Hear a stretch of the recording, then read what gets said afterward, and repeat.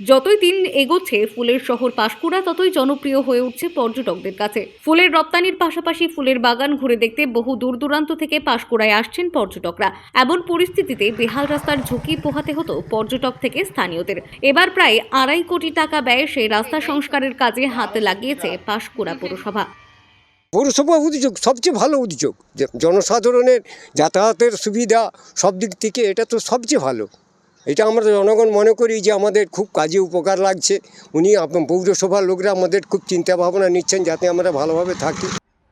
পাঁশকুড়ার PWD মাঠ থেকে চাপাডালি মোড় পর্যন্ত প্রায় 8 কিলোমিটার রাস্তা সংস্কারের কাজ শুরু করেছে পাঁশকুড়া পৌরসভা। মাসখানেক আগে এই রাস্তা তৈরির কাজ শুরু হয়ে গিয়েছে। বর্তমানে বন্যা কবলিত জন্দরা এলাকায় কংক্রিটের নদীবাঁধ তৈরির কাজ চলছে। এই নদীবাঁধ তৈরি হয়ে গেলেই আগামী কয়েকদিনে সম্পন্ন হয়ে যাবে রাস্তার কাজ। এখানে যারা ভ্রমণ পিপাসু মানুষরা আসতেন তাদেরকেও প্রচুর দুর্ভোগের মধ্যে পড়তে হতো।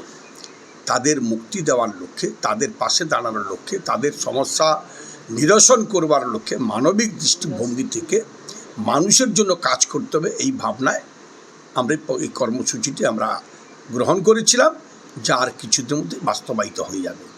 বছর 10 আগে এই রাস্তা শেষে সংস্কার হয়। এরপর রাস্তা চলাচলের অযোগ্য হয়ে পড়ে। পর্যটকরা ওই রাস্তায় গাড়ি নিয়ে গেলেই ধুলোয় ঢেকে যায় গোটা এলাকা। ফলে ফুল চাষিরাও ফুলকে ধুলোর হাত থেকে বাঁচাতে সমস্যায় পড়েন। তাই পাঁশকুড়া পৌরসভার তরফ থেকে এই রাস্তাকে পুনরায় সংস্কার করার উদ্যোগ নেওয়া হয়েছে। 2024 সালে বন্যার সময় জন্তরা এলাকায় বন্যায় ব্যাপক ক্ষতির সম্মুখীন হয়েছিল। তাই ওই এলাকায় পাকাপোক্ত নদীবাঁধ নির্মাণ করে এই রাস্তা তৈরির কাজ করা হবে পৌরসভার তরফ থেকে।